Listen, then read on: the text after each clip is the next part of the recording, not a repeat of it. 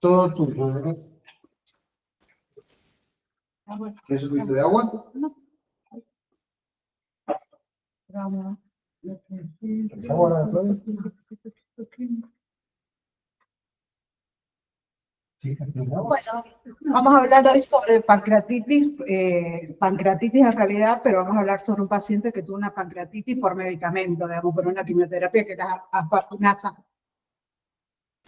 Bueno, es un paciente que tenemos actualmente en tratamiento en la clínica del niño, es un paciente que fue un recién antecedente, persona un recién nacido a término, con peso adecuado a la edad gestacional, las serologías maternas fueron negativas y no tiene ningún antecedente de relevancia familiar. El paciente ingresó a nuestra institución el 2 de noviembre, fue derivado de San Pedro por pancitopenia y por artralgia. Más o menos resumiendo cómo llegó a San Pedro y por qué fue ese diagnóstico, nada más refiere que días como una semana previa, el nene se había caído, tuvo como un traumatismo en el brazo, le dolió, obviamente, lo llevó al traumatólogo, lo vio, no evidenció fractura ni nada, le dio analgésico. Al nene a las 48 horas el dolor migró a las a las articulaciones en general, volvió a ir al traumatólogo, el traumatólogo lo volvió a revisar y le dijo que no es traumatológico. La mamá volvió a ir a su pediatra para que su pediatra lo guíe porque tienen los dolores articulares. La pediatra le pidió un laboratorio el 31 de octubre, que tenía un laboratorio normal, le pidió una ecografía abdominal que era normal, porque aparte de dolor articular, el nene tenía dolor abdominal, digamos. La madre se quedó todavía como, o sea, si todo está normal, porque el dolor articular iba avanzando y el dolor abdominal le volvió a ir a su pediatra de cabecera, que el 1 de noviembre le pidió un laboratorio donde ahí sí vemos una pancitopenia, tenía 15.000 plaquetas, 6 de hemoglobina, 19 de hematocrito y un LDH de 742 elevado por la sospecha de una enfermedad oncohematológica, y para que lo vea el hematólogo lo derivan a nuestra institución.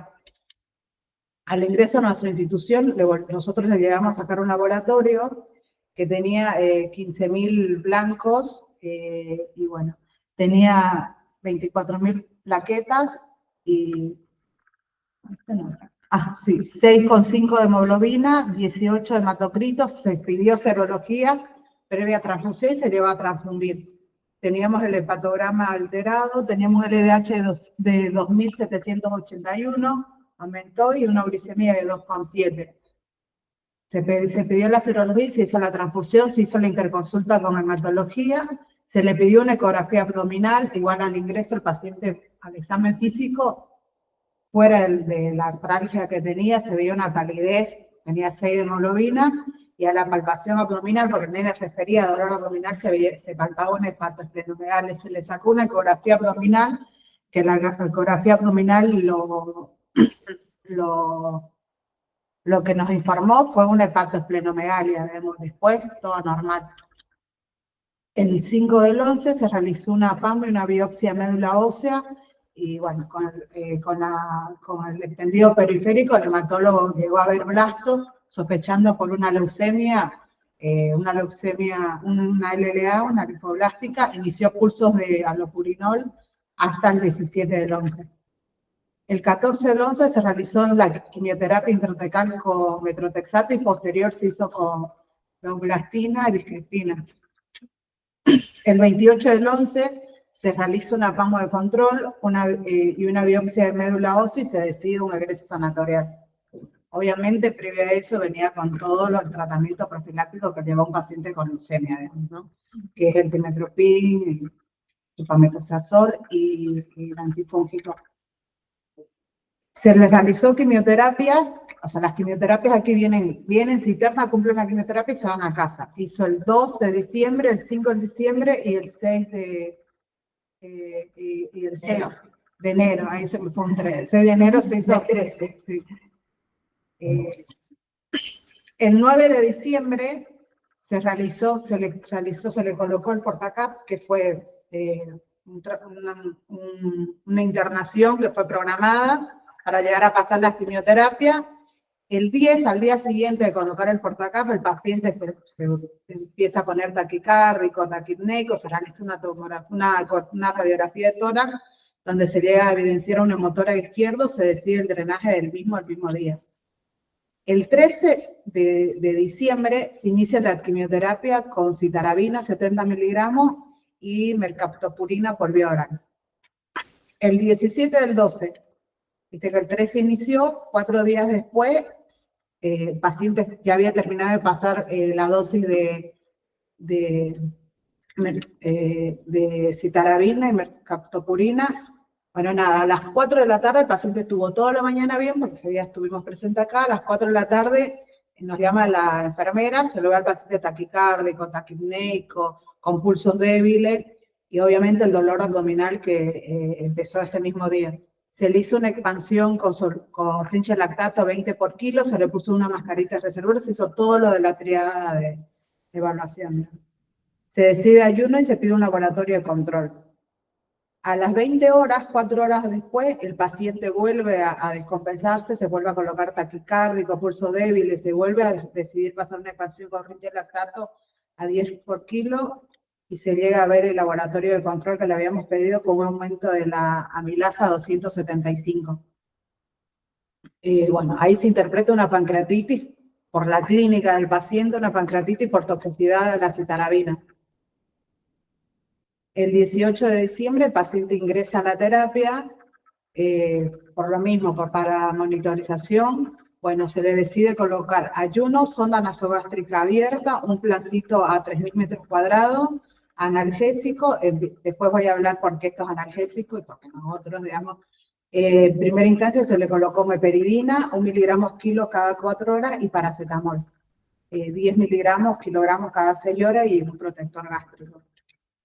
El 22 de diciembre, por ver al paciente como un ayuno, por ver al paciente que estaba muy nauseoso, con vómitos, con mucho dolor abdominal, se decide iniciar la nutrición parenteral. Se valora al paciente con depresión. El mismo día que pedimos la nutrición parenteral, se evaluó al paciente que empezó con deposiciones diarreicas abundantes.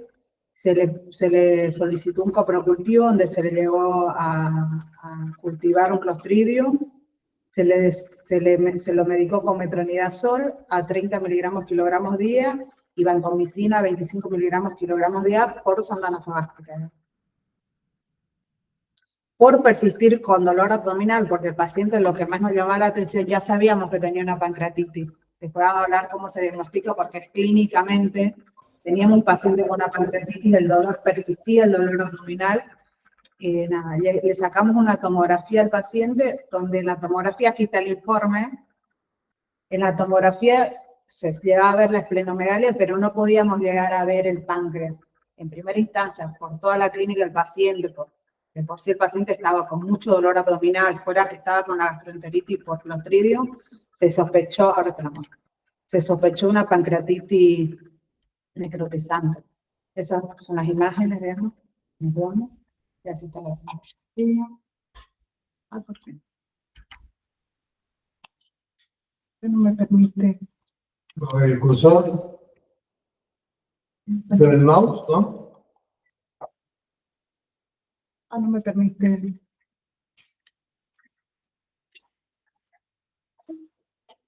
Ay, tenía un montón de videos. No. Bueno, claro. Y quedaron en tu máquina. Quedaron en tu máquina. Quedaron en la Sube. máquina.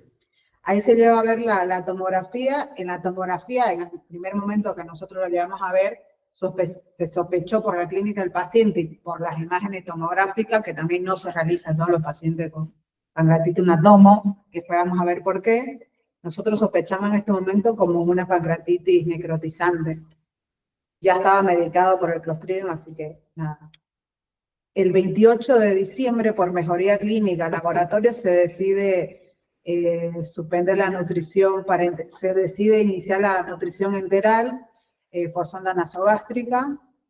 Vemos los laboratorios en mejoría, una amilasa que volvió a la normalidad. Obviamente en el transcurso se lleva a pedir laboratorios donde iban disminuyendo. Yo hago un comentario de eso, sí, porque nosotros vivimos todo eso. Claro. Que en líneas generales, ella te va a hablar La pancreatitis. En líneas generales, la indicación es la nutrición precoz. Claro, ahora voy a hablar porque... Como este paciente también tenía algunos signos ¿cómo se llama? De enteritis. Claro. Por la medicación oncológica, dudamos mucho en darle de comer y necesitamos la pancreatitis. Que ahora voy a hablar sobre eso. Y llegamos a ver la normalización de la amilasa, que llegó a 28. El 31 de enero al 3 de enero y del 17 se hizo 2 bloques de quimioterapia con citarabina, mercaptopurina. Después voy a explicar por qué. Igual todo esto, porque una vez un chico tuvo una pancreatitis por citarabina, ¿por qué le volviste a dar citarabina? Ahora explicamos por qué. Aquí vemos del 21 de enero, ya se llegó a evidenciar, no puedo, después de los pasos no puedo ver. Se llegó a evidenciar el páncreas, pero ahí se llegó a ver un pseudoquiste pancreático. Ahí ya descartamos, obviamente, la pancreatitis que habíamos sospechado en su momento. Obviamente, cuando le sacamos la tomografía, el paciente estaba pasando por una enteritis, donde no llegábamos a ver el páncreas, ni nosotros, ni todos los médicos que llegaron a consultar en ese momento. El 21 de enero se llegó a ver el páncreas, donde se llegó a ver el pseudoquiste pancreático. Esta es la tomografía, la última que tiene en febrero. Igual, continúa teniendo, no sé por qué no. A ver, que tenemos el pseudoquiste pancreático. Bueno, actualmente el paciente que tenemos con tratamiento con el LA, que lo debemos conocer la mayoría, en las últimas ecografías ya no se llegó a evidenciar el pseudoquiste pancreático, porque en su momento vamos a ver por qué el pseudoquiste pancreático es de tratamiento quirúrgico, digamos. Ahora en las últimas ecografías que tenemos, los controles, ya no se volvió a pedir tomografía, porque ya no es, y en las últimas ecografías ya no llegamos a ver. Bueno, vamos a hablar sobre pancreatitis, en realidad, ¿sabes? Y ahí vamos a entender todo lo que hicimos con este paciente y por qué lo hicimos. La pancreatitis, obviamente, todos sabemos que es la inflamación aguda del páncreas, desencadenando por actividad inapropiada de enzimas pancreáticas, con lesión tisular y respuesta inflamatoria local, y también puede llevar a compromisos de otros tejidos y otros órganos distantes. ¿Qué es la asparginasa? Que es lo que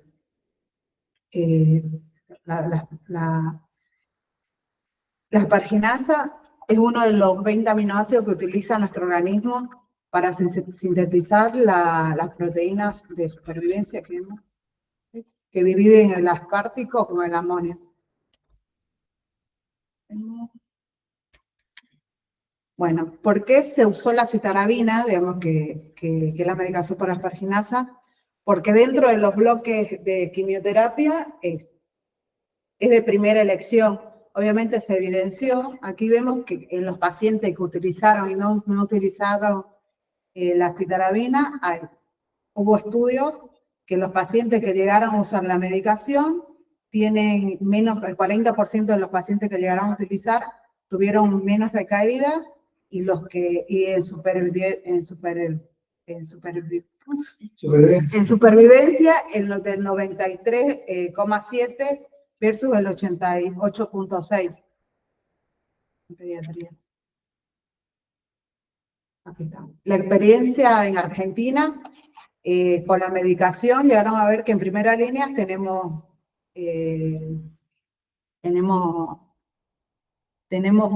buenos pronósticos, que es de primera elección usar la citarabina.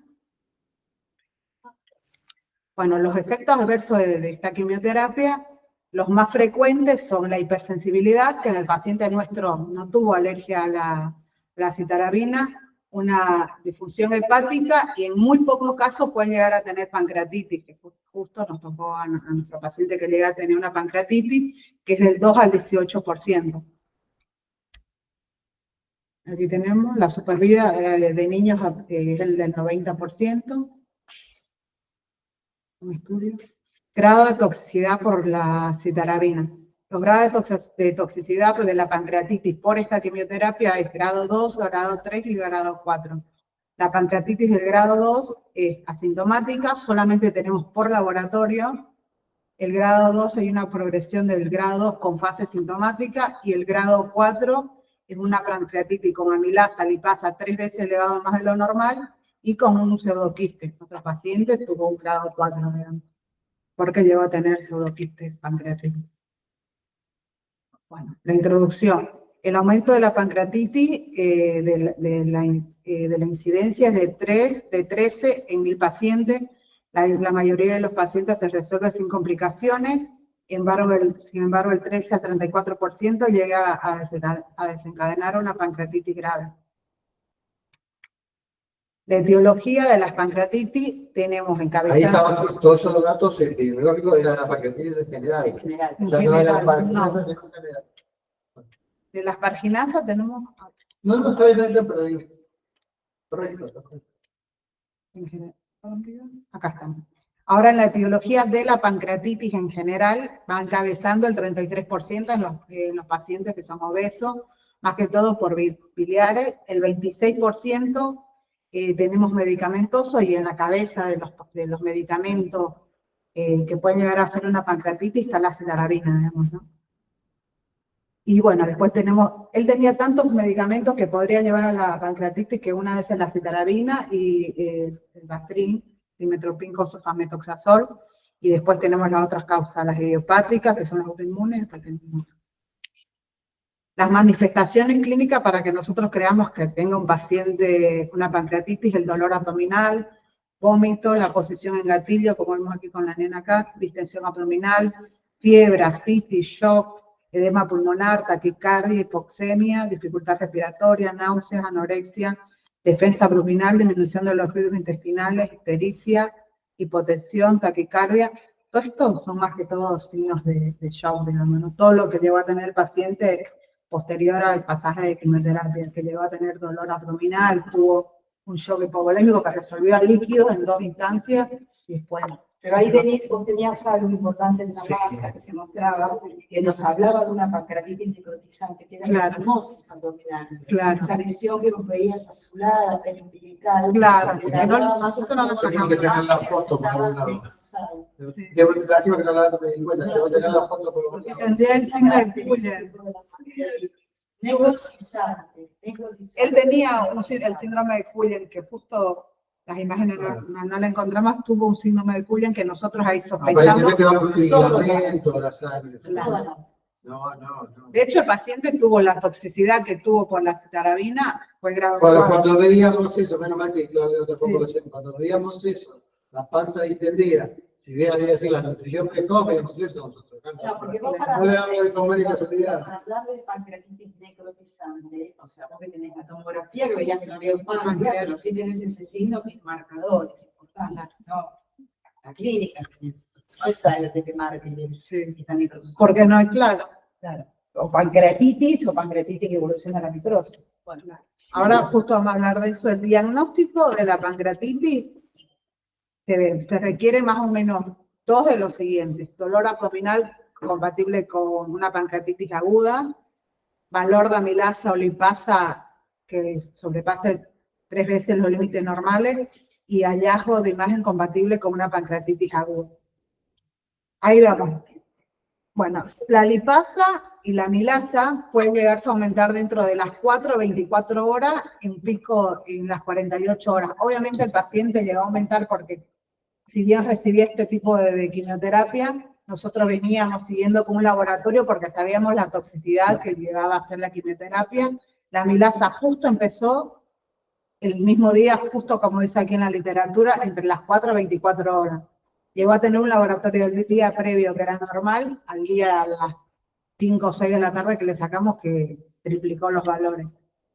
¿Qué imágenes se tiene que pedir por una pancreatitis? En realidad, lo único que tendríamos que pedir, sospechando una pancreatitis, sacando solamente una ecografía, que se le va a ver a este paciente. ¿Cuándo se pide una tomografía? Solamente se pide la tomografía cuando sospechamos una pancreatitis necrotizante, que fue el caso nuestro.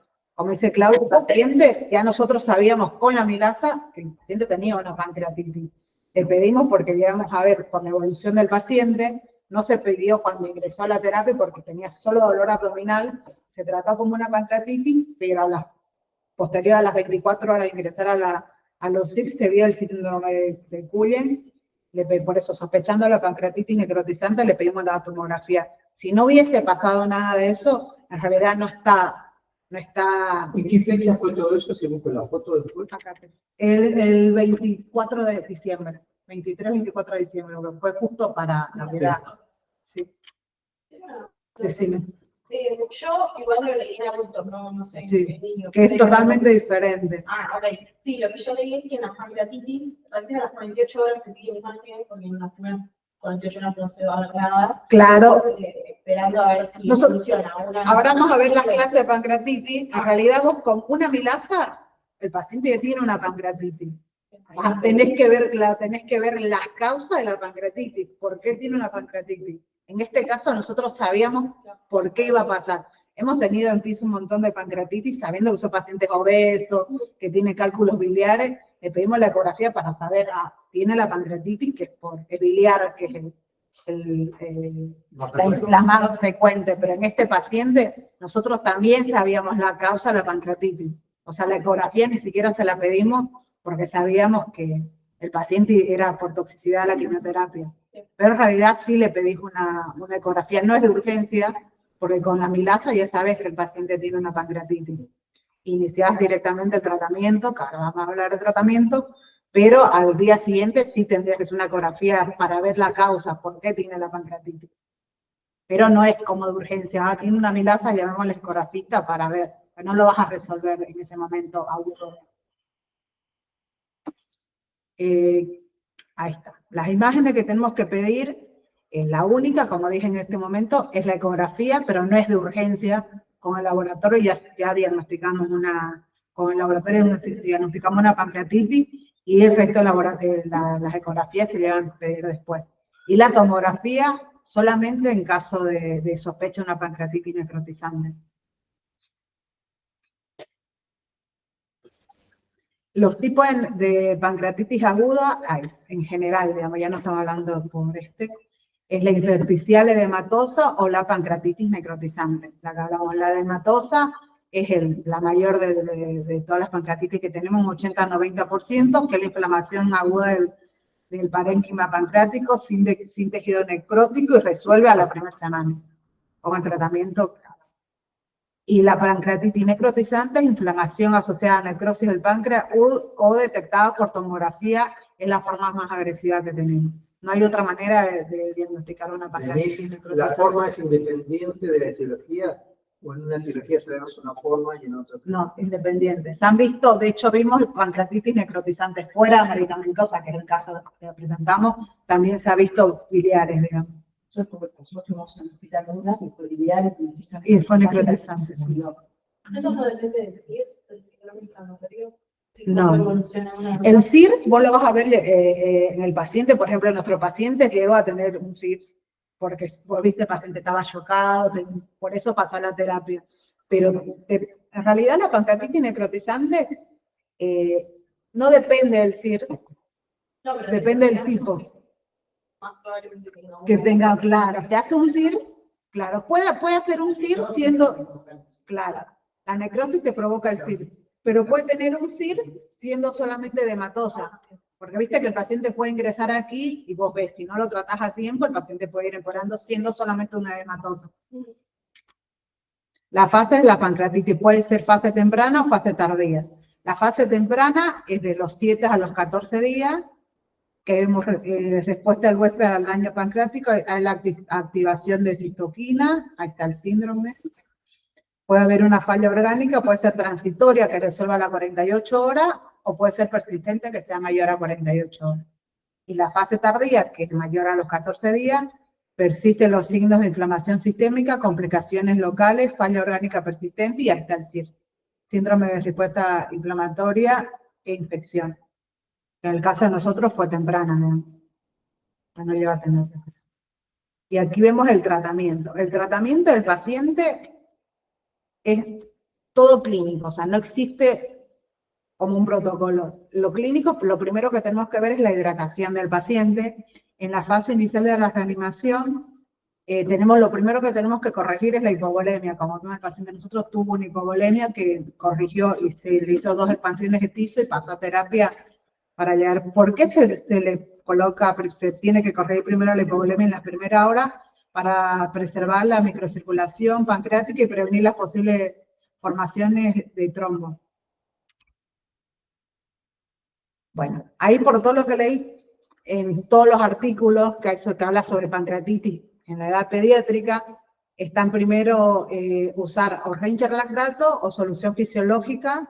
Bueno, se tiene que poner siempre, si tiene compromiso hemodinámico, bolos de 10 a 20 por kilo, y todos los niños tendrían que recibir de 1,5 a 2 veces más de los líquidos intravenosos que lo normal.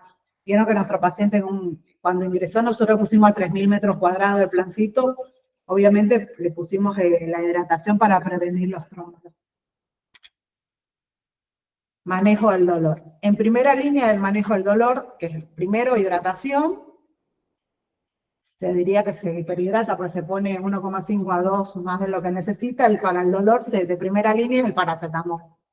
Si vemos que el paciente no resuelve el dolor con paracetamol, se le puede agregar meperidina.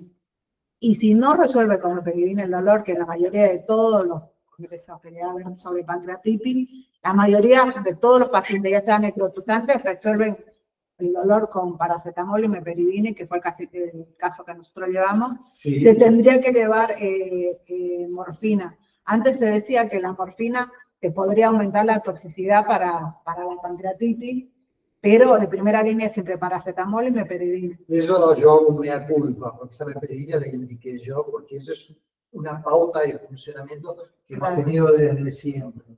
Después que el paciente está tratando, yo actualicé el último consenso, las últimas recomendaciones, y dicen que la morfina se puede usar. Se puede usar, sí. Distintamente, más allá de esa suposición que uno hacía del esfínter, no hay evidencia, y la recomendación dada la toxicidad de la meperidina, usar los opiáceos comunes, morfina, fentanilo. O sea que yo que fui el que le indiqué, si el paciente volviera a entrar, no le indiqué. Pero también está indicado, o sea, tipo en primera línea el paracetamol, y si no se diera el dolor, podemos usar, claro, meperidina, y de última está como la morfina. Y después, si no, No, pero yo te quiero decir que eso ha ido cambiando, y que la morfina está en primera línea ahora. Y antes sí, era así. Bueno, la nutrición. Aquí vamos por el tema de nutrición y por todo lo que también nosotros hicimos antes, años antes, que yo en mi facultad todavía te decían que todo pancreatitis tendría que estar ayunado. Ahora no. Se decía que tendría que estar ayunado porque había una liberación de la colicisteína y había un aumento en la secreción de las enzimas pancreáticas. Bueno, ahora no. Ahora se indica que el paciente tendría que alimentarse lo más precoz. Obviamente el paciente va a venir con dolor, lo vamos a ayudar porque no va a comer por el dolor abdominal que tiene, pero ni bien llega a ceder el dolor, el paciente tendría que alimentarse. Si el paciente empieza con náuseas, vómito y todo, se puede alimentar por una sondita, y si pesa y con eso sigue nauseoso, tenemos problemas que el paciente nuestro, nosotros intentamos en primera línea antes de ponerle la nutrición parenteral. Igual este paciente fue un combo. Fuera que tuvo la pancreatitis, llegó a tener la enteritis por el Clostridium, así que fue difícil alimentarlo, pero en primera línea nosotros queríamos alimentarlo de una, y si en caso el paciente no resuelve, empieza con vómitos y todo, recién está indicado la nutrición parenteral. Si no, en primera línea se calma el dolor, después que calmamos el dolor, tendríamos que alimentarlo por boca o por una sondita nasogástrica. Y de última elección está la nutrición parenteral. Igual nosotros, el paciente tuvo muy pocos días la nutrición parenteral. Bueno, ¿qué complicaciones puede llegar a tener una pancreatitis? Puede tener cardiovasculares, que fue en el caso de nosotros, tuvo una hipovolemia, puede llegar a tener un taponamiento cardíaco, pulmonares, puede tener un síndrome de distrés respiratorio, una neumonía, edema pulmonar o derrame pleural. Nuestro paciente igual llegó a tener un derrame pleural que fue muy chiquito, por eso ni siquiera lo puse. Se resolvió. Casi todo eso está vinculado a la respuesta inflamatoria sistémica. Claro. La falla renal y locales, digamos. Puede tener una necrosis, un pseudoquiste, que nuestro paciente sí tuvo esta complicación, que después le va a resolver solo. Pseudoquiste pancreático.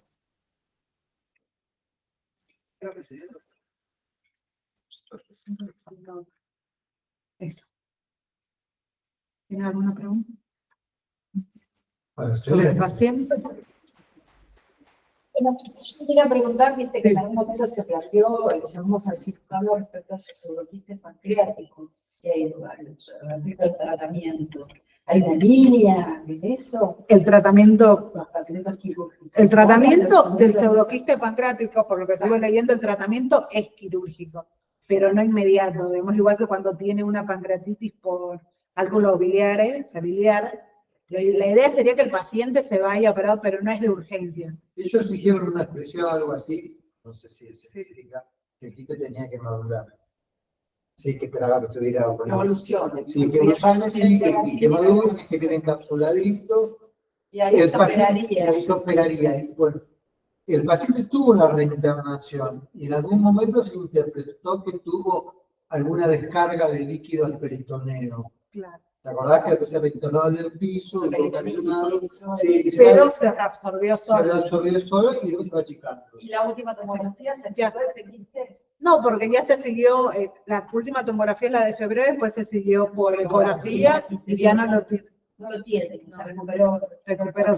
Sí. Lo que también llamó mucho la atención en este grupo tuvo la atención de la glucemia, ¿no? Nunca. Porque si bien vos veías una tomografía con un páncreas afectado, la glucosa, la insulina, el que el páncreas nunca la pararon ni cuando el trabajo, pero no pensábamos que Y bueno, nada, en parte de lo oncológico, el paciente va a persistir con este tipo de quimioterapia y no se va a suspender, porque sería aquí en Argentina, más que estoy a nivel mundial, por todo lo que vi, todos los hematólogos, la única manera para que corten esa quimioterapia, que es de primera elección, que se dio buenos resultados en el paciente con LLA, el que el paciente haga una pancreatitis necrotizante que no resuelva durante los primeros 15 días después, no se corta. Porque en este caso el paciente nunca se cortó ni se ajustó la dosis de la quimioterapia porque el paciente fue recuperando clínicamente. Todos tuvimos miedo, obviamente, porque recuperó hoy y a las 48 horas se volvió a dar. Muy bien. Fue recuperado. Excelente. Excelente. Bueno, excelente. Muy bien.